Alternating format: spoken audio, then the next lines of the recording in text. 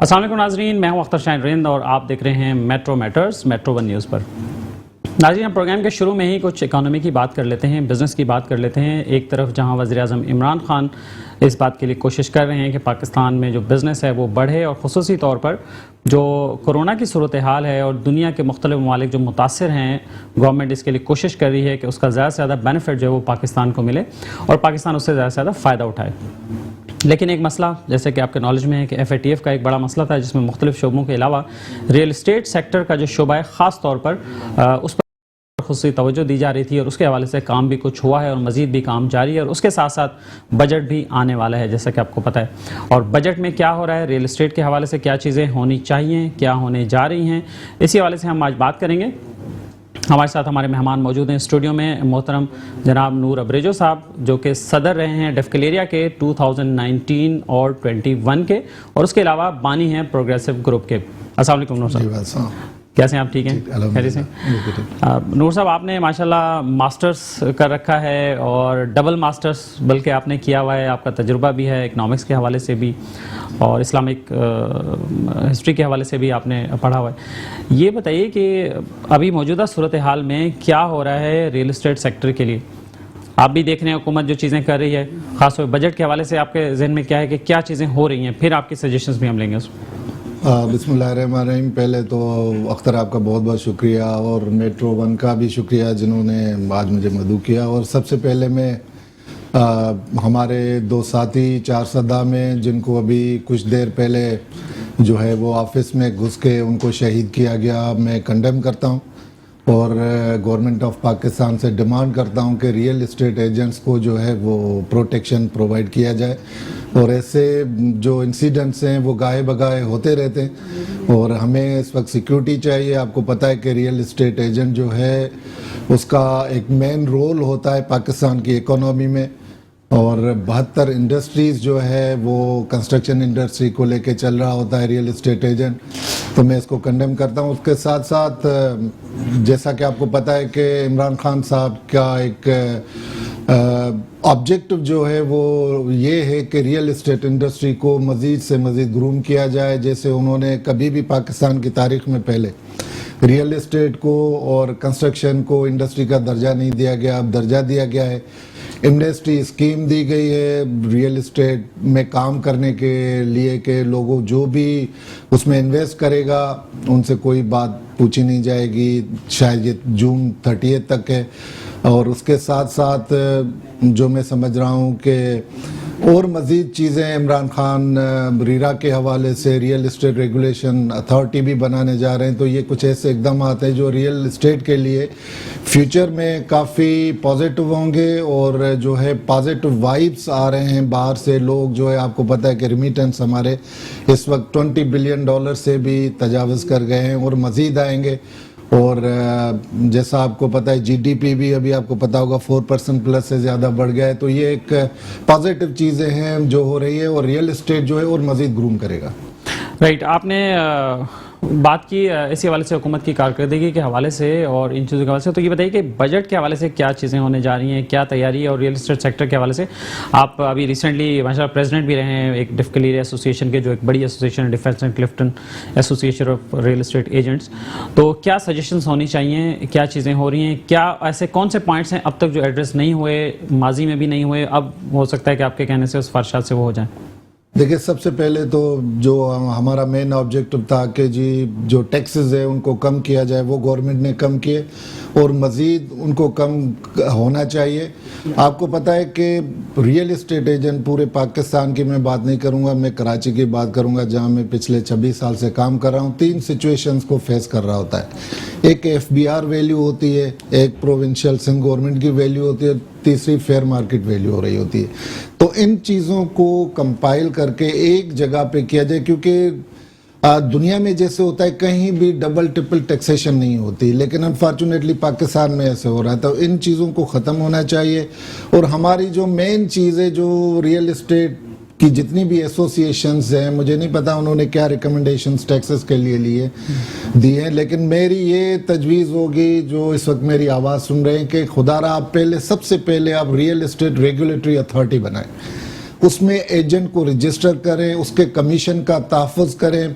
और जितनी भी सोसाइटीज़ आती हैं, हमें नहीं पता, क्योंकि जितना भी कोई भी बिल्डर होता है, कोई भी अथॉरिटी सोसाइटीज़ आती है, रियल एस्टेट जो है वो फ्रंट पे होता है, उसकी पार्टी बैक पे होती है, और उसी के कहने पे वो उस जगह पे इन्वेस्ट करते हैं। उनको तहफ़्फ़ुज़ चाहिए। हमें अपने लोगों को, अपने इन्वेस्टर का सबसे पहले तहफ़्फ़ुज़ चाहिए। वो तहफ़्फ़ुज़ इस तरह होगा कि हमें नहीं पता, अभी जैसे कोई भी सोसाइटी अनाउंस होती है, हमें नहीं पता कि इसमें कितने प्लॉट्स हैं, कितनी इनकी ज़मीन है, कहाँ से इन्होंने एनओसीज दी। एक्चुअल का पता नहीं होता, बस जो मार्केट कर रहे होते हैं वही होता। और फॉर एग्जांपल 10,000 यूनिट होते हैं और वो बुकिंग 1 लाख की कर देते हैं, हमें नहीं पता होता। और फिर आखिर में आपने देखा होगा कि अभी कितनी सोसाइटीज़ में, मैं समझता हूँ कराची के अंदर कोई भी ऐसी सोसाइटी नहीं है जो क्लियर है। हर जगह पे लिटिगेशन और ये कोर्ट के मसले हो रहे हैं। वैसे मेरे ख्याल में यही एक बड़ी वजह है कि आवाम का जो एतमाद है उसका फुकदान है कि जब भी कोई प्रोजेक्ट आता है, चीजें आती है, तो आवाम 10 लोगों से पूछते हैं कि यार इसमें करें नहीं करें, आप बताएं, आप मशवरा दें। लेकिन ज़ाहिर रियल एस्टेट एजेंट का रोल बहुत अहम होता है कि फिर उसके मशवरे पर लोग फिर इन्वेस्टमेंट करते हैं। जी बिल्कुल। तो ये एक मेन फोकस होनी चाहिए। इसको जो है वो वॉर फुटिंग पे काम होना चाहिए फेडरल लेवल पे, और फाइनेंस मिनिस्ट्री इसमें काम करे। आपको पता है कि इस वक्त जो हम इधर चीज़ें फेस कर रहे हैं वो फेयर मार्केट है। फेयर मार्केट और गवर्नमेंट के रेट में बहुत ज़्यादा फ़र्क आ रहा है, उसको ख़त्म करना है। उसके लिए गवर्नमेंट ने पहले एक 236W का एक मॉड्यूल दिया था जिस पे लोग काम करते थे और 3% गवर्नमेंट को देके अपने पैसे वाइड करते थे। मेरे कहने का ये मकसद है कि लोग कहते हैं कि जी ब्लैक मनी पार्क होती है। मैं समझता हूँ वो ब्लैक मनी नहीं है, वो अनडॉक्यूमेंटेड मनी है। और ये 70-72 साल की पाकिस्तान की जो हिस्ट्री है उसमें मैं समझता हूँ कि ये गवर्नमेंट ने लॉज ऐसे बनाए जो मैं समझता हूँ कि डिफेक्टिव लॉज थे, जिसकी बिना पे जो भी बाहर से फॉर एग्जांपल अगर 10 करोड़ ले आता है तो उसके 2 करोड़ जो है वो वाइट होते, बाकी सारे ब्लैक हो जाते। दोबारा जब निकालता है तो डॉक्यूमेंट नहीं हो पाते। लेकिन इसको मेन वजह तो फिर ये गवर्नमेंट ही हुई ना, फेयर मार्केट नहीं है, ऑफिशियल पेपर्स में फेयर मार्केट नहीं है। तो हम यही रिक्वेस्ट करेंगे, मैं मेट्रो वन के और आपके प्लेटफॉर्म से ये रिक्वेस्ट गवर्नमेंट को करूंगा, दूसरी के भाई आप ऐसा कोई मॉड्यूल दें, जैसे आपने एमनेस्टी दी हुई है और एमनेस्टी का भी जो टाइम है वो बढ़ाया जाए 30 जून तक, शायद इसको बढ़ा के कम से कम 1 साल मजीद दिया जाए। और प्लस आप लोगों को एक रास्ता दें कि वो जो पैसे पड़े हैं वो मेन स्ट्रीम में ले आए। और आपको पता है कि इस वक्त लोग ऑफिशियल सिर्फ बैंक में रखते हैं, अनऑफिशियल का जो है कैश पे ट्रांजैक्शन, जो कि बहुत ही खतरनाक चीज़ है, ये होनी नहीं चाहिए। हमें वो जो चीजें हैं वो, लेकिन ये भी तो लोग मजबूरी में करते हैं ना, वो तो मजबूर हैं कि उन्हें एक चीज लेनी तो है जी, लेकिन अब वो नहीं, हमारी मार्केट बहुत स्लो है। इसकी वजह से डिफेंस और क्लिफ्टन की मैं बात करूंगा कि बहुत स्लो है वहां पे, क्योंकि बहुत ज्यादा गैप आ गया है ऑफिशियल और अनऑफिशियल में। अच्छा। इसको खत्म करने के लिए गवर्नमेंट को सबसे पहले ऐसा 236W जैसा जो इसाक डार के जमाने में मॉड्यूल दिया था, इस तरह का देना पड़ेगा लोगों को निकलने के लिए और अपना पैसा वाइट करने के लिए उनको ये मौका देना पड़ेगा। उसके बाद आप देखिएगा कि पाकिस्तान की जो रियल एस्टेट मार्केट है वो मैं समझता हूँ कि 200 टाइम्स और ज़्यादा बढ़ जाएगी। अच्छा, बताइए कि वैसे फेयर मार्केट ना होने का क्या नुकसान है, क्या नुकसान हो रहा है बड़ा, जैसे कुछ आपने बताया भी है, और इसके अलावा क्या नुकसान है और क्या फ़ायदा है? फेयर मार्केट हो जाएगी तो फिर क्या बेनिफिट होंगे? फेयर मार्केट हो जाएगी तो आपको पता है कि टैक्सेस, गवर्नमेंट को टैक्सेस मिलेंगे ज़्यादा। और एक चीज़ जो 10 करोड़ की वो लोग डिक्लेयर करेंगे नॉमिनल, उसमें जो गेन टैक्स है उसको कम करना चाहिए, जो एडवांस टैक्स लेते हैं उनको कम करना चाहिए 0.5% पे। गवर्नमेंट को रेवेन्यू कलेक्ट होगा, ना सिर्फ फेडरल गवर्नमेंट को बल्कि सिंध गवर्नमेंट को भी होगा।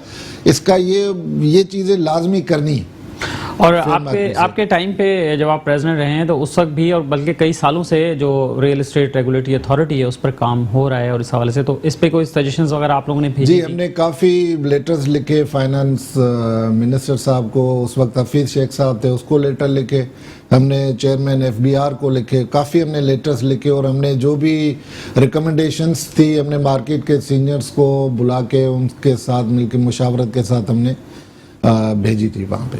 अच्छा, बताइए जो वैल्यूएशन टेबल जो FBR जिस पर अमल कर रहा है और गुज़श्ता कुछ सालों से रिवाइज भी हुए हैं थोड़े टाइम बाद, लेकिन उसके बाद अब जो इस वक्त जो वैल्यूएशन टेबल है वो खासतौर पे कराची के कॉन्टेक्स्ट में हम बात करेंगे कि कितना उसमें गैप है, कितना फ़र्क है अब क्या, और उस वैल्यूएशन टेबल को क्या रिवाइज करने की ज़रूरत नहीं है। लाहौर जैसा इतना बड़ा शहर और उसमें मुझे पता चला है कि 2200 से ज़ायद कैटेगरीज हैं वहाँ पे। जी जी। तो कराची में जो है वो कितनी कैटेगरीज बिल्कुल होना चाहिए। आप समझे कि लाहौर में अगर 22 हो तो कराची में कम से कम भी 5000 के करीब वैल्यूएशन जो है टेबल्स होने चाहिए। और अभी कितनी है?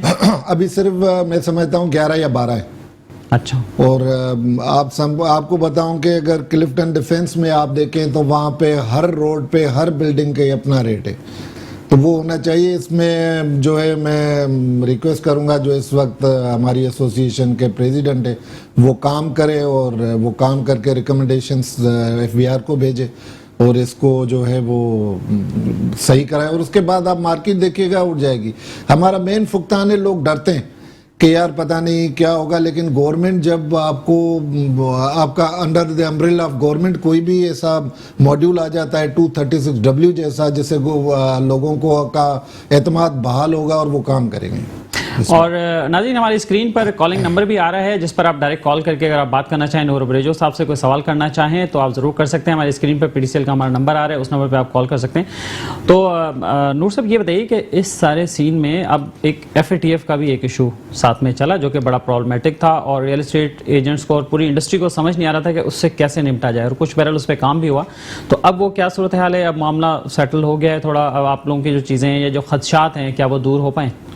देखें, FATF एक पाकिस्तान का इशू है और हमारी तो जो है वो सबसे पहले पाकिस्तान है, और हमारी गवर्नमेंट को जिस लेवल पे भी ज़रूरत पड़ेगी हम ज़रूर करेंगे। लेकिन हमारी जो उन्होंने एक पोर्टल बनाया जिसमें क्लाइंट की इंफॉर्मेशन, जिस पे हमारा इशू था कि जी हम रजिस्टर तो होने को तैयार है, लेकिन ये जो पोर्टल है इस पे हम अगर क्लाइंट की इंफॉर्मेशन लिखेंगे तो वो हमारे लिए जो है वो फिजिबल नहीं होगा। और हमने उनको रिकमेंडेशंस भी दी कि देखें जितने भी सब रजिस्ट्रार्स हैं, अथॉरिटीज़ जहाँ पे ये चीज़ें रजिस्टर होती हैं, आप उनसे इंफॉर्मेशन ले, क्योंकि प्रॉपर्टी रजिस्टर हो गई जिसके नाम पे वो उनके पास आ जाता है, तो वहाँ से ये इंफॉर्मेशन आप लें। तो इस पर अभी मेरे ख्याल में काम हो रहा है। चलिए हम इस पर भी बात करते हैं। कॉलर हमारे साथ मौजूद हैं, हम उनसे बात करते हैं। अस्सलाम वालेकुम जी। मैं मोहम्मद अदनान बात कर रहा हूँ ब्लॉक 1 क्लिफ्टन से। जी अदनान साहब, क्या कहना चाहेंगे? मेरा सवाल ये है कि पाकिस्तान में या डिफेंस और इसमें प्रॉपर्टी फेयर वैल्यू पे क्यों नहीं आ रही? दुनिया में कानून आसानियों के लिए बनाए जाते हैं, ना कि तकालीफ के लिए। तो इसमें फेयर वैल्यू क्यों नहीं आ रही? क्या इसमें परेशानी है, क्या तकलीफ है जिसकी वजह से फेयर वैल्यू पे नहीं आ रहे? ये कानूनी परेशानियां, ये तकलीफें कब खत्म होंगी? बहुत शुक्रिया आपका अदनान साहब, और इस पे हमने बात की है और दोबारा नूर साहब इस पे कुछ ब्रीफ और भी कर देंगे। बहुत शुक्रिया आपका। जी नूर साहब बताइए। देखिए, इस पे जितनी भी एसोसिएशन थे उनको काम करना चाहिए। फेयर मार्केट इसलिए लोग अवॉइड करते हैं कि FBR ने अपनी वैल्यू डिक्लेयर की हुई है और सिंध गवर्नमेंट ने अपनी वैल्यू डिक्लेयर की हुई है। तो जब वो डिक्लेयर और उसमें फ़र्क आता है तो लोग जो है उससे डरते हैं कि जी ये हमारे पैसे जो है सबसे पहले तो ये इशू आता है कि जी उनको वाइट कहाँ से आए। ज़ाहिर, ये तो बड़ा मसला है ना, उनके अपने कमाए हुए पैसे भी वो वाइट नहीं शो कर सकते। एक बंदा एक ऑफिशियल वैल्यू है किसी भी फॉर एग्जांपल अपार्टमेंट की या घर की 3 करोड़ है और वो बिकता 10 करोड़ में, तो 7 करोड़ उसको वो कहाँ ले जाए? सही। तो हमारी यही है कि गवर्नमेंट को कि भाई जैसे 236W था इस तरह का कोई मॉड्यूल दें ताकि लोगों का जो एतमाद है वो गवर्नमेंट पे बहाल हो, और वो देना पड़ेगा, नहीं करेंगे और या फिर फेयर मार्केट पे आ जाए। हाँ, ये फेयर मार्केट पे आ जाए, टैक्सेस कम करें। और जी एक इनकम टैक्स का क्लास है 111 जिसके तहत वो किसी से भी पूछ सकते हैं कि जी ये पैसे आपके पास कहाँ आए। जब आपको पता है कि एक चीज बिकती है तो वो पैसे बंदा कैसे डिक्लेयर करेगा? तो ये मौका देना चाहिए गवर्नमेंट को। एक और कॉलर हमारे साथ नूर साहब मौजूद है, हम उनसे कॉल ले लें। अस्सलाम वालेकुम जी, कौन है हमारे साथ? सलाम सर, फैसल बात कर रहा हूँ। डिफेंस रियल एस्टेट इंडस्ट्री से मेरा ताल्लुक है। जी फैसल साहब, क्या कहना चाहेंगे? जो भाई को सबसे पहले तो अस्सलाम वालेकुम। सर मेरा सवाल थोड़ा सा नहीं है, बस मैं एक मामले का हल चाहता हूँ और सदर नूर अबरेजो भाई से, जो हमारे फॉर्मर प्रेसिडेंट डेफलेरिया के SRB के हवाले से बहुत से इश्यूज हैं हमारे, और सदर नूर अबरेजो भाई के ने अपने दौर में इस मामले को बहुत अच्छा टेकअप किया था। और अब चूंकि वो सदर नहीं है, कोई और सदर आ गए हैं तो मामला फिर से आ गए हैं और SRB के नोटिस रियल एस्टेट एजेंट्स को फिर से आना शुरू हो गए। अब एस्टेट एजेंट्स को अगर नोटिस इशू होना शुरू हो जाएंगे तो हम कहाँ खड़े हैं? हम काम ही नहीं करेंगे तो रियल एस्टेट इंडस्ट्री बूस्ट कैसे करेगा?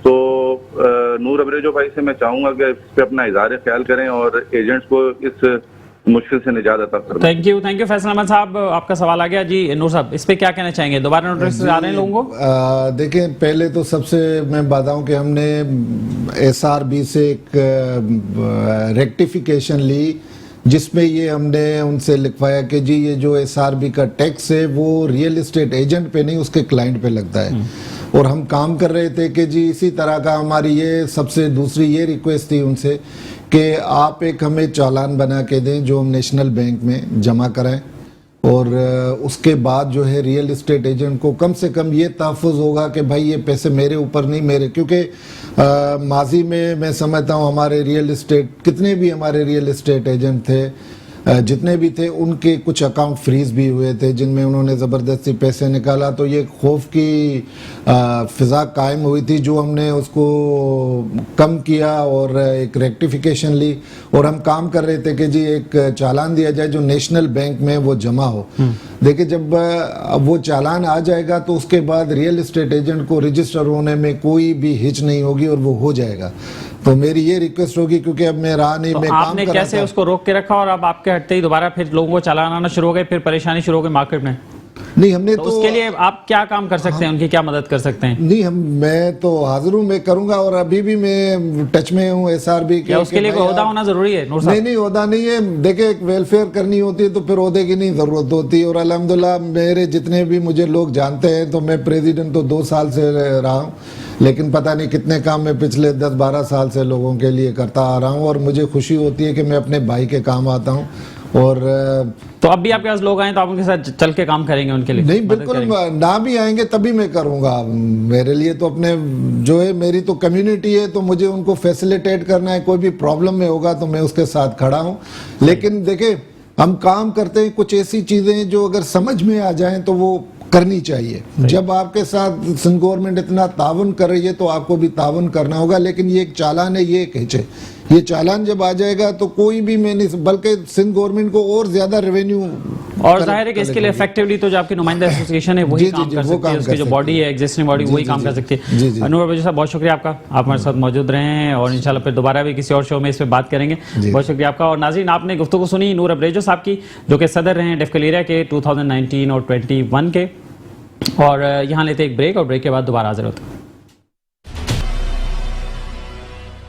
वेलकम बैक नाजरीन, और अब बात करते हैं सेहत की। जैसा कि आपको मालूम है कि पाकिस्तान में भी कोरोना की तीसरी लहर जारी है, और कोरोना से निपटने के लिए पाकिस्तान भर में वैक्सीनेशन का सिलसिला भी जारी है, और ये वैक्सीन हुकूमत की तरफ से मुफ्त फराम की जा रही है। और अब तकरीबन हर उम्र के अफराद, 18+ में तमाम उम्र के अफराद जो हैं उनकी वैक्सीनेशन हो रही है, रजिस्ट्रेशन भी जारी है। इस मकसद के लिए पूरे मुल्क में वैक्सीनेशन सेंटर्स बनाए गए हैं, और बड़े बड़े सेंटर्स भी हैं, जिसमें कराची में एक्सपो सेंटर एक सबसे बड़ा सेंटर है, जहां पर एक दिन में 40,000 लोगों को वैक्सीन लगाने की गुंजाइश मौजूद है। उसके अलावा मुख्तलिफ अस्पतालों में भी वैक्सीनेशन सेंटर्स कायम हैं। एक और ख़बर जो अभी कुछ दिन पहले आई है, जिसकी वजह से एक परेशानी शुरू हो गई है, वो ये है कि महकमा सेहत का अमला कोरोना की वैक्सीन को मुबैना तौर पर फ़रोख्त करने में मुलव्वस पाया गया है, और ये इस बारे में और भी मज़ीद भी तहकीक हो रही है। डिस्ट्रिक्ट हेल्थ ऑफिस सेंट्रल, जो कि ज़िला वस्ती कहलाता है कराची का, उसके डिस्ट्रिक्ट हेल्थ ऑफिसर के ऑफिस में मौजूद अमला वो वैक्सीन को बेचने में मुबैना तौर पर मुलव्वस है, और अंडर एज लोगों को भी वैक्सीन लगाने का इंकशाफ हुआ है। या आप स्क्रीन पर इस वक्त जो पेपर्स मुलाहिजा कर रहे हैं, ये वो फॉर्म्स हैं जिन लोगों को वैक्सीन लगी। और ये राज कब खुला? वहाँ पर फोकल पर्सन है डिस्ट्रिक्ट सेंट्रल में कोविड वैक्सीनेशन सेंटर गोहराबाद की डॉक्टर हिरा ने ये इसका भांडा फोड़ा, और ये जो यहाँ काम हो रहा था उसको पकड़ा। इससे पहले भी डॉक्टर हिरा ने अपना एक लेटर लिखा सेक्रेटरी सेहत को, और उसमें उन्होंने कहा कि इससे पहले भी इस तरह की शिकायत उन्हें मिल रही थी कि DHO सेंट्रल ऑफिस का एक एम्प्लॉय आफाकुद्दीन, जिसका नाम है, वो लोगों को घरों पर जाकर वैक्सीन लगवाने में मुलव्वस है और मुबैना तौर पर वो पैसों के लिए काम करता है, पैसे लेने के बाद जाकर वैक्सीन लगाता है। और इन फॉर्म्स में जो एजेस ज़ाहिर की गई हैं, जो उम्रें बताई गई हैं, और जैसे कि आपको मालूम है कि NCOC की तरफ से मुख्तलिफ एज ग्रुप्स के लिए वैक्सीन मरहलावार शुरू की गई थी और सबसे पहले 40+ को लग रही थी, फिर उसके बाद 30+ का नंबर आया और फिर उसके बाद 18+ का नंबर आया। तो ये जो वैक्सीन लगाई गई ये डिस्ट्रिक्ट सेंट्रल के इलाके में ही एक घर में जाकर लगाई गई। वहाँ पर कम से कम 3 लोगों को ऐसी वैक्सीन लगने का सबूत जो है वो मिल चुका है और वो सबूत ये फॉर्म्स हैं जो आप स्क्रीन पर देख रहे हैं इस वक्त। और ये सबूत मिलने के बाद डॉक्टर हिरा ने health secretary Sindh doctor Kazim Jatoi को एक लेटर लिखा और उसमें उन्हें तमाम हक़ाइक़ से आगाह किया कि ये सिलसिला इससे पहले भी हुआ, लेकिन तंबीह के बावजूद आफाकुद्दीन अपने इस काम से बाज नहीं आए। और उसके बाद उन्होंने ये पकड़ लिया, सबूत भी उन्हें मिल गया कि इस तरह से वैक्सीनेशन की जा रही थी। जब डॉक्टर हिरा ने ये भांडा फोड़ा इसका, तो उसके बाद उन्हें शदीद दबाव का सामना करना पड़ा, ना सिर्फ मुतल्लिका एम्प्लॉई जो आफाकुद्दीन है उनकी तरफ से, बल्कि उसके अलावा उन्हें सियासी तौर पर भी प्रेशराइज़ करने की कोशिश की गई। उनके दोस्त अहबाब अहल खाना को प्रेशराइज़ करने की कोशिश की गई और उन पर यह दबाव डाला गया कि वो इस दरख्वास्त को वापस ले लें, इस लेटर को वापस ले लें, विदड्रॉ कर लें और अपने मौक़िफ़ से पीछे हट जाएँ। ताहम डॉक्टर हिरा से हमने बात की, उन्होंने हमारे शो में आने से तो माजरत की, टेलीफोन पर भी आने से माजरत की, लेकिन उन्होंने इस बात की तस्दीक की कि वाकई इस लेटर लिखने के बाद उन्हें शदीद दबाव का सामना है और उन पर दबाव डाला जा रहा है कि वो इस लेटर को विड्रॉ कर लें। उसके साथ साथ जैसे ही ये लेटर सेक्रेटरी सेहत तक पहुंचा तो उसके बाद DHO सेंट्रल डॉक्टर मुजफ्फर ओडो हैं, उन्होंने एक इंक्वायरी कमेटी बनाई है, 3 रुकनी कमेटी है वो, और इन्वेस्टिगेट कर रही है। डॉक्टर मुजफ्फर ओडो से जब मैंने बात की और उनसे रिक्वेस्ट की कि आप हमारे शो में आएँ और इस बारे में मज़ीद तफसीलात बताएँ, तो उन्होंने उससे गुरेज किया और उनका कहना था कि ये कोई इतना मतलब ख़ास बात नहीं है और ये कोई इतनी बड़ी बात नहीं है, इसको हम बहरहाल इन्वेस्टिगेट कर रहे हैं और इन्वेस्टिगेशन के बाद जो भी हक़ाइक़ होंगे फिर हम आपको बताएंगे। उनके अलावा director health Karachi doctor Ismail Memon साहब हैं, उनसे भी हमने रब्ता किया कि वो इस बारे में क्या मौक़िफ़ देते हैं, ताहम उन्होंने भी मौक़िफ़ देने से गुरेज किया और उनका ये कहना था कि जब तक इंक्वायरी पूरी नहीं होती तो हम उस वक्त तक कुछ नहीं कह सकते। तो यहाँ बात यह है और सवाल ये है कि भाई इतना बड़ा काम हो रहा है कोविड वैक्सीनेशन का और इतनी उसकी हाइप है, लोग इतना वैक्सीन लगवाने के लिए हैं और कोशिशें कर रहे हैं, कोड भेजा जा रहा है, NCOC में जा रहा है, नादरा के साथ वो लिंक है और एक सिस्टम बताया जा रहा है लोगों का। तो अगर ऐसे काम होंगे बीच में तो फिर लोगों का एतमाद क्या रहेगा इस बात पे? तो इससे क्या महकमा सेहत खुद इसमें मुलव्वस है या DHO सेंट्रल खुद इसमें मुलव्वस हैं, डायरेक्टर हेल्थ ऑफिस क्या इसमें खुद मुलव्वस है? एक ऑफिस में एक एम्प्लॉई ये काम कर रहा है और जाहिर है ये कोई एक आदमी का काम नहीं है, बल्कि वैक्सीनेशन में पूरी टीम इन्वॉल्व होती है। वो टीम गई होगी, वैक्सीन वायल लिए गए होंगे, उसके बाद वो वायल लेकर टीम पहुंची होगी घर पे, वहाँ वैक्सीन हुई होगी, ये फॉर्म उन्हें जारी किए गए होंगे, उसके बाद उनके रजिस्ट्रेशन का प्रोसेस हुआ होगा। तो ये सारा काम कैसे हो गया, ये नाकाबिले यकीन बात है कि इसमें सिर्फ एक ही आदमी या एक ही अफसर मुलव्वस हो, बल्कि इस बात का कभी इम्कान है, जो हमारे ज़राए भी कह रहे हैं कि इसमें और भी लोग जो हैं वो मुलव्वस हैं और हेल्थ डिपार्टमेंट के और भी लोग इसमें मुलव्वस हो सकते हैं।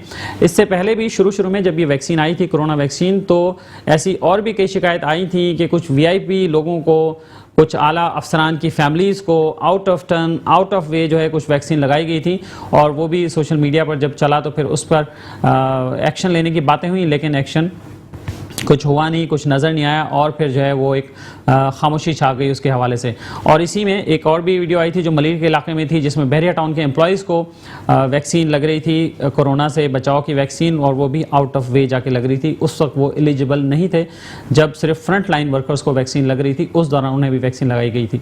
तो ये कुछ ऐसे इकदाम हैं जिस पर महकमा सेहत सिंध को खुसूसी तवज्जो देनी होगी, वज़ीर आला सिंध जनाब मुराद अली शाह साहब को खुसूसी तवज्जो देनी होगी, चूँकि वो कोरोना के इस स्पेल में और इससे पहले भी शुरू में भी जिस तरह से ज़ाती तौर पर ख़ुद मुलव्वस रहे हैं, उन्होंने ख़ुद इंटरेस्ट लिया है उसमें और अपनी निगरानी में सारे काम कराते रहे हैं और अब भी वो डेली बेसिस पर कोरोना की अपडेट जो है वो देते रहते हैं। तो उनकी जिस तरह से दिलचस्पी है और वो जिस तरह कोशिश कर रहे हैं और आवाम में एक एतमाद पैदा करने की कोशिश कर रहे हैं इस वैक्सीन के बारे में, तो यकीनन ऐसे इकदाम से उन जो इकदाम हैं वो उनको ठेस पहुंचेगी और आवाम का जो एतमाद है वो भी इससे ख़राब होगा। तो इस तरह की जो मामलात हैं उनको देखने की ज़रूरत है। प्रॉपर्ली इन्वेस्टिगेट करने की ज़रूरत है। और सिर्फ इन्वेस्टिगेशन एक कागजी कार्रवाई की हद तक नहीं होनी चाहिए, बल्कि वाकई में तहकीकात होनी चाहिए और उसमें ज़िम्मेदार लोग जो भी हैं उन्हें फिर सज़ा भी मिलनी चाहिए और वो सज़ा दिखनी चाहिए, नज़र आनी चाहिए कि हाँ वाकई उन्हें जो है वो सज़ा मिली है। तो नाज़रीन, ये एक अहम खबर थी जो हमने आप तक शेयर करनी थी, आपको बतानी थी। और इंशाल्लाह इस तरह की और भी चीज़ें हमारे पास कई एक हैं पेंडिंग में जिस पे हम काम कर रहे हैं, और जैसे ही हमारी तहकीकात मुकम्मल होंगी तो आपको और भी हक़ाइक़ से आगाह करेंगे। यहाँ लेते हैं एक ब्रेक और ब्रेक के बाद दोबारा हाजिर होते हैं। वेलकम बैक नाज़रीन, और अब हम बात करेंगे कच्चे के ऑपरेशन के हवाले से जो गुज़िश्ता हफ्ते तकरीबन अब उसको एक हफ्ते से ज़ायद हो गया है कि वहाँ पर ऑपरेशन जो है वो जारी है। और ये ऑपरेशन क्यों शुरू हुआ था? इस वजह से शुरू हुआ था कि वहाँ जब पुलिस कच्चे के इलाके में कुछ मग़वियों को बाजियाब कराने के लिए पहुँची थी, ये इन्फॉर्मेशन पुलिस की इन्फॉर्मेशन है कि वो मग़वियों को बाजियाब कराने वहाँ पहुँची थी, तो फिर डाकुओं से उनका मुकाबला हो गया और उस दौरान डाकुओं ने हैवी असले से जो एपीसी थी, चेंड एपीसी थी, उसको निशाना बनाया और वहाँ फंस गई। और इस दौरान जो है वो पुलिस की शहादतें भी हुई और भी लोगों की शहादतें हुई और ये एक अफसोसनाक वाक़या हो। उसके बाद फिर पुलिस एक्शन में आ गई ज़्यादा मज़ीद और उसने फिर ऑपरेशन शुरू किया। उस ऑपरेशन के हवाले से भी हम बात करेंगे और उसके साथ साथ हम इस पर भी बात करेंगे कि ये जो कच्चे के डाकू हैं, इनके जो कुछ सरपरस्त जो अब तक सामने आ चुके हैं और जिनमें कुछ गिरफ्तारियां भी हो चुकी हैं, उनके साथ पुलिस का दोस्ताना रवैया क्यों रहा है और पुलिस उन्हें अपना दोस्त क्यों समझती रही है, उन्हें दावतें क्यों खिलाती रही है, उन्हें अमन अवार्ड क्यों देती रही है, इस पर हम बात करेंगे। हमारे साथ स्टूडियो में मौजूद हैं हमारे मेहमान जनाब मुबश्शिर फारूक साहब, जो कि इन्वेस्टिगेटिव जर्नलिस्ट हैं। अस्सलाम वालेकुम मुबश्शिर साहब। वालेकुम सलाम। बहुत शुक्रिया आपका। और जनाब हमारे साथ मौजूद रहेंगे टेलीफोन लाइन पर मोहतरम नियाज़ अहमद खोसा साहब, जो कि साबिक SSP हैं सिंध पुलिस के। अस्सलाम वालेकुम नियाज़ खोसा साहब। जनाब बहुत शुक्रिया, आपने भी टाइम निकाला नियाज़ अहमद खोसा साहब। मेहरबानी जनाब, आपने याद किया। मुबश्शिर फारूक साहब, सबसे पहले आपकी तरफ आऊँगा। अब ये बताइए कि ये स्क्रीन पर हम नाज़रीन को दिखा भी रहे हैं कि जो सरदार तेगो तेगानी है, जिनके बारे में ये कहा जा रहा है कि वो डाकुओं के सरपरस्त हैं वहाँ पर उस इलाके में, तो उनको दावतें खिलाई जा रही हैं और उनको अमन के अवार्ड दिए जा रहे हैं, ये चीज़ें हो रही हैं, ये सब कैसे हो रहा है और ये किस बात की निशानदेही करता है? देखिए, ये तो एक रिवायती बात है कि पुलिस जहाँ भी होती है पूरे पाकिस्तान में, सिर्फ सिंध पुलिस के नहीं, ये जहाँ भी होते हैं वहाँ पे जो ऑर्गेनाइज क्रिमिनल होते हैं या जो बड़े क्राइम के अंदर हाई प्रोफाइल केसेस में इन्वॉल्व होते हैं, उनके साथ पुलिस के दरून खाने कॉन्टेक्ट होते हैं। पुलिस के अंदर खुद लोग हैं और जहाँ तक ये डाकुओं का ताल्लुक़ है तो इनके अपने लोग पुलिस में भर्ती होते हैं। ये जब भी पुलिस में भर्तियों का मौका आता है तो ये मुख्तलिफ जो है ना सर्किल्स के ज़रिए अपने लोग भर्ती कराते हैं, तो वहाँ पे इनके कनेक्शन होते हैं। तो जब आला पुलिस अफसरान जब वहाँ बैठते हैं तो अपनी पोजीशन मजबूत रखने के लिए उन डाकुओं से फिर डीलिंग भी होती है कि जब तक हमारी पोस्टिंग होगी कि आप छेड़छाड़ नहीं करेंगे। और मैं मसे जो तकरीबन 35-36 साल इस फील्ड में हो गए हैं, तो जिस ज़माने में पाबंदी नहीं थी और हम जो इन क्रिमिनल्स के साथ हम कभी रब्ता भी किया करते थे कि इनसे मौक़िफ़ लें या इनसे बातचीत करें, तो पुलिस के अंदर ही ऐसे अफसरान होते थे जो हमें इन लोगों से मुलाकातें कराया करते थे। अच्छा, तो नियाज़ अहमद खोसा साहब, आप हमारे साथ मौजूद हैं। नियाज़ खोसा साहब, आप इसको किस नज़र से देखते हैं और क्या ये ज़रूरी है कि अफसरान जो हैं वो डाकू को या उनके सरगना जो हैं या उनके जो सरपरस्त हैं उनको दावतें खिलाएं? क्या ये ज़रूरी है डाकुओं के सफाई के लिए? जरूरी नहीं है, बिल्कुल गलत है। लेकिन हमारे कुछ अफसरान हैं जो शॉर्टकट इस्तेमाल करते हैं। वो ये जो है आते ही ये चाहते हैं कि हम जिस जिले में गए वहाँ अमन हो और वहाँ किडनैपिंग ना हो। भली वही डाकू जो है दूसरे जिलों में कितने भी किडनैपिंग करें, कुछ भी करें, लेकिन हमारे जिले में कुछ भी न करें और भली राइश भी हमारे जिले में अख्तियार करें। तो फिर वो अपने शॉर्टकट करते हुए गलत पॉलिसी है, इसको इस पे अडॉप्ट करते हैं और उनके साथ मिलते हैं या उनको ये फ्री हैंड देते हैं कि भाई आप लोग जो है भली यहाँ रहो और अपने हाईलाइट्स रखो, अपने जो अगवा शुदा बंदे हैं उनको ला के इधर रखो, लेकिन हमारे इलाके में जरूर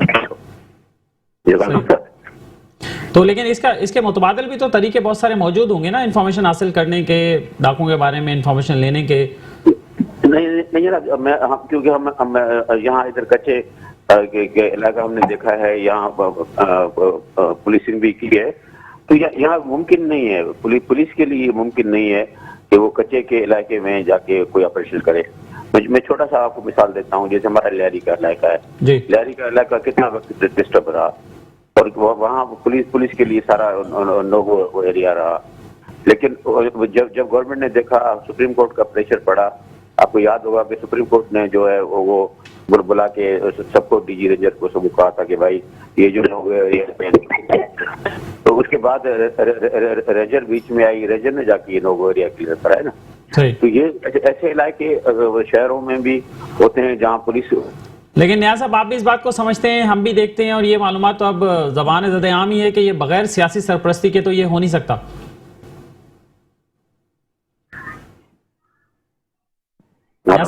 आवाज आ रही है आपको? हाँ जनाब, आवाज आ रही है। अच्छा, मैं कह रहा हूँ कि ये तो बात अब यहाँ है ना कि बगैर सियासी सरपरस्ती के कुछ नहीं हो सकता, चाहे वो लियारी हो, चाहे शहरी इलाका हो, या चाहे कच्चे का इलाका हो। बिल्कुल जनाब, ये इनको क्योंकि सियासतदानों को मिलके इसका हल निकालना होगा ना। क्यों? और ये गंदगी जो है वो फैली हुई है, उसमें सारे लोग शामिल हैं, इसमें सियासतदान शामिल हैं, इसमें हम लोग शामिल हैं, हम पुलिस वाले शामिल हैं, अवाम शामिल है, सारे लोग शामिल हैं। सही। मुबशर साहब, आपकी तरफ आऊँगा। ये बताइए कि डाकुओं के बारे में ये भी इंफॉर्मेशन है जो आपने हमसे शेयर की थी कि डाकुओं के SRA से भी ताल्लुकात जो हैं वो निकले हैं, तो इसके क्या शवाहिद मौजूद हैं और क्या इस पे कोई काम हो रहा है? जी देखिए, ये जो डाकुओं का जो सेटअप चल रहा है तकरीबन 45 साल हो गए हैं। जिस वक्त इब्तिदा में ये ऑपरेशन हुआ था उस वक्त ही ये इत्तला मिल गई थी कि इंडिया पीछे है, और इंडिया ने ट्रेनिंग भी दे रहा है, हथियार भी दे रहा है, पैसा भी दे रहा है, और पाकिस्तान में ख़ासतौर पर सिंध को काटने के लिए एक बहुत बड़ी प्लानिंग उस ज़माने में हुई थी, जिसे हमारी इंटेलिजेंस ने फिर नाकाम बनाया। तो उस ज़माने में जो जी सिंध तहरीक थी, उनकी जो आपस के कॉन्टेक्ट थे वो सारे सामने आए थे। इस वक्त जो मौजूदा सूरत हाल है वो ज़्यादा संगीन है। अच्छा। उसकी वजह यह है कि एक तो जो सियासी सरपरस्ती है, सारी चीज़ें अपनी जगह हैं, लेकिन कुछ इंटरनेशनल क़ुव्वतें भी हैं जो इस वक्त कूदी हैं। जैसे कराची में, मैं आपको ये बताता चलूँ, कराची में एक सफारत खाना है जिसमें यहाँ पे इन चंद सालों में आप अगर ये तहकीक कर लें कि कितने लोग सिंध से जो है दो मुख्तलिफ ममालिक मुंतकिल हुए और कितने लोगों ने असाइलम लिया, हत्ता कि उस सफारत खाने के जो पब्लिक रिलेशन ऑफिसर थे खुद भी वो बाहर उन्होंने असाइलम लिया, पाकिस्तान के ख़िलाफ़ काम कर रहे हैं। एक वर्ल्ड लेवल की एक ऑर्गेनाइजेशन है जो इंडिया ने बनाई है, और उसको जो उसके मास्टरमाइंड हैं वो इंडियंस हैं। उन्होंने ये सिंध की तहरीक को हवा देने के लिए जो है वो यहाँ से जितने लोग असाइलम ले रहे हैं वो उस पार्टी को ज्वाइन कर रहे हैं, अलग की पसंदों को सपोर्ट करने। जी जी जी जी, सही। और ये SRA के लिंक्स जो है यहाँ पर जो मौजूद हैं उसके क्या शवाहिद हैं? देखें, ये कैसे हुआ लिंक? SRA ने जब ये जो है एक्टिवेट किया तो इनके ज़्यादातर लोग तो वैसे भी इन डाकुओं से ताल्लुक़ रखते हैं। तो उनका इस वक्त जो मरकज़ी हेडक्वार्टर जैकबाद है, जैकबाद से मुत्तसिल जो बलूचिस्तान का इलाका है, यानी बलूचिस्तान का जो सरहद, सिंध और बलूचिस्तान का सरहदी इलाका, वहाँ इनकी मीटिंगें भी हो रही हैं। इसके अलावा दादू की जो पहाड़ियाँ हैं वहाँ पे और मुख्तलिफ जगहों पे इनका पूरा सेटअप है। अफ़गानिस्तान में भी इनका सेटअप है, और इनके जो असल मास्टरमाइंड हैं वो जर्मनी में, स्विट्ज़रलैंड में, अमेरिका में, कनाडा में और चंद यूरोपीय ममालिक में मौजूद हैं, वहाँ से वो कमांड कर रहे हैं। तो अब सिर्फ ये सिंध का मसला नहीं रहा, ये इसको बड़ी क़ुव्वतें हैंडल कर रही हैं और बाहर ममालिक से लोग बैठ के कमांड कर रहे हैं इसकी। अच्छा, तो ये फिर इसकी रोकथाम के लिए क्या कोशिशें हो रही हैं? और जब ये इन्फॉर्मेशन आपके पास भी है तो ये डेफिनेटली जो हमारे इदारे हैं उनके पास भी होगी, और जो करता धरता लोग हैं, वज़ीर आला सिंध हैं और ऊपर के इदारे जो हैं या वज़ीर दाखिला हैं, उनके भी तो नॉलेज में ये बातें होंगी। देखिए, SRA नेटवर्क के ख़िलाफ़ जो काम हुआ है वो फिर निचली सतह पे हुआ है। इन्होंने निचले लेवल के लोग पकड़े, उसमें से कुछ सही भी हैं और कुछ गलत भी हैं कि वो सिर्फ उस तहरीक से वाबस्ता थे तो उनको डाल दिया उसमें। और जो इसके जो बड़े नेटवर्क के बड़े कमांडर्स हैं वो सब ज़्यादातर बाहर हैं, और इनका जो एक मरकज़ी अस्करी कमांडर है वो जैकबाद में है। जिस वक्त ये ऑपरेशन होता है तो ये सारे लोग यहाँ से निकल के या तो पंजाब मुंतकिल हो जाते हैं या फिर बलूचिस्तान मुंतकिल हो जाते हैं, और ज़्यादा ख़तरा देखते हैं तो अफ़गानिस्तान हो जाते हैं। अफ़गानिस्तान में इनके लिए प्रॉब्लम ये है कि कंधार का जो इलाका है, इनू मीना, वहाँ पर इनके हेडक्वार्टर है। तो लेकिन वहाँ पर काफ़ी टारगेट किलिंग और इन पे अटैक हुए हैं। जैसे अभी हाल ही में जो है वो एक बड़ा बलोच अस्करी कमांडर बड़ा अब्दुल नबी बंगलज़ई, तो उनका मर्डर हुआ है। तो उसके बाद ये अभी इनके जो कॉन्टेक्ट हैं वो शुमाली इत्तेहाद के साथ इनके मुज़ाकरात हो रहे हैं। अच्छा। ये उन इलाकों में मुंतकिल हो जाएंगे अभी। तो नियाज़ अहमद खोसा साहब, आपने गुफ्तगू सुनी है मुबशर साहब की, तो आपके ख्याल में ये SRA का जो मसला है ये पहले से मौजूद है, और आपकी जब पोस्टिंग थी, आप ड्यूरिंग सर्विस, आपने भी कोई ऐसी चीज़ें नोट की? मेरा जाती ख्याल है जो हम लोग इन लोगों को जो जानते हैं, ये खैर ताल्लुक पीछे से अब अब ये जो डोरे तो हिल रही हैं, ये तो पूरे मुल्क में हो रहा है, ये तो हम सबको पता है कि इंडिया जो है स्टाइल है या अफगानिस्तान है या दूसरे ममालिक हैं, वो लोग हमारे मुल्क को अनस्टेबल करने के लिए क्या है। लेकिन ये जो पुलिस के साथ के जो कच्चे हुए लोग लड़ रहे हैं, ये जो है, ये यहाँ के टुकड़े लोग हैं, ये सारा दिन शहरों में घूमते, ये इनके लिए अगर आदमी एक डिपार्टमेंट जैसे सिटी डिपार्टमेंट है या किसी को और को जिम्मेदारी सौंपी जाए, लोग पकड़े जा सकते हैं बाहर। ये सारा दिन ये लोग शहरों में घूमते हैं, जब शाम होती है तो मोटरसाइकिल चढ़ के कच्चे चले जाते हैं। अच्छा, इस हद तक आइडेंटिफाइड लोग हैं? आइडेंटिफाइड लोग हैं जो वीडियो वायरल हो रही है, या इनके फोन नंबर हैं, सारे अखबार वालों से बात कर रहे हैं, पुलिस वालों से बात कर रहे हैं, और सारे लोगों से राब्ते में हैं, तो इन लोगों अच्छा नियाज़ साहब, आपसे ये पूछना चाहूंगा कि ये कच्चे का मसला, जैसे मुबशिर साहब ने बताया कि ये आज का मसला नहीं है, बल्कि कोई तकरीबन 4 अशरों से भी ज़ायद का ये एक मसला है, तो ये अब तक इस पे इतनी इसकी रोकथाम क्यों नहीं हो सकी? और डाकू हर साल डाकू हर 6 महीने बाद, और अब तो खैर शुक्र है कि जो हमारा हाईवे है वो काफ़ी हद तक सेफ हो गया, वरना तो हाईवे भी ट्रैवल के लिए सेफ नहीं होता था और कन्वाय लगता था, और उसके लिए जो लोगों को लेके जाते थे। तो ये डाकुओं के खिलाफ जो ऑपरेशन मुख्तलिफ औकात में हुए हैं, आपके ख्याल में मुअस्सर साबित क्यों नहीं हुए? इसकी क्या वजह है? डाकू के खिलाफ, कच्चे के डाकू के खिलाफ हमेशा जो है ऑपरेशन फौजी कर दिया गया है, क्योंकि कच्चे का इलाका इतना जो ज्यादा वो है।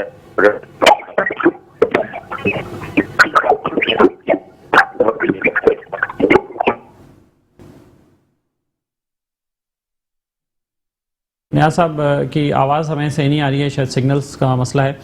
और मुबशिर साहब जी, तो आपके ख्याल में ये ऑपरेशन क्यों नहीं कामयाब हुआ है? देखिए, इसमें बड़ी सियासी रुकावटें हैं।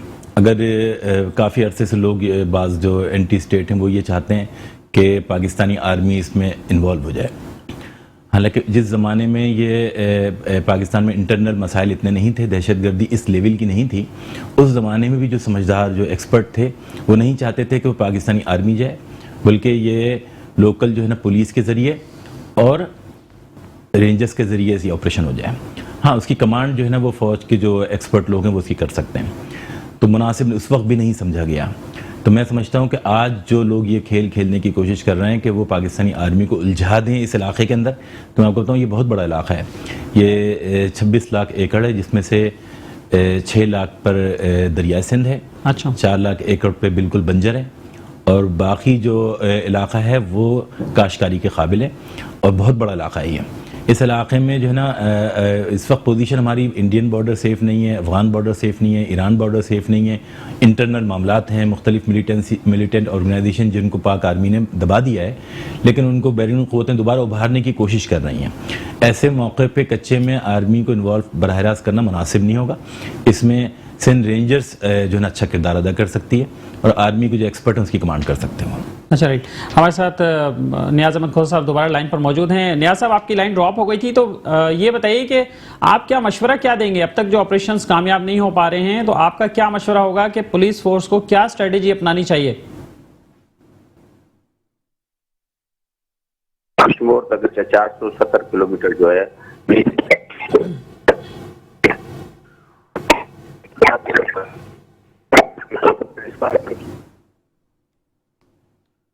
नियाज़ साहब, आपकी लाइन ड्रॉप मेरे ख्याल में हो रही है और सिग्नल्स सही नहीं आ रहे हैं। अगर आप कहीं ऐसी जगह पहुंच जाएं जहाँ सिग्नल्स हों तो फिर हम दोबारा आपसे रब्ता कर लेंगे।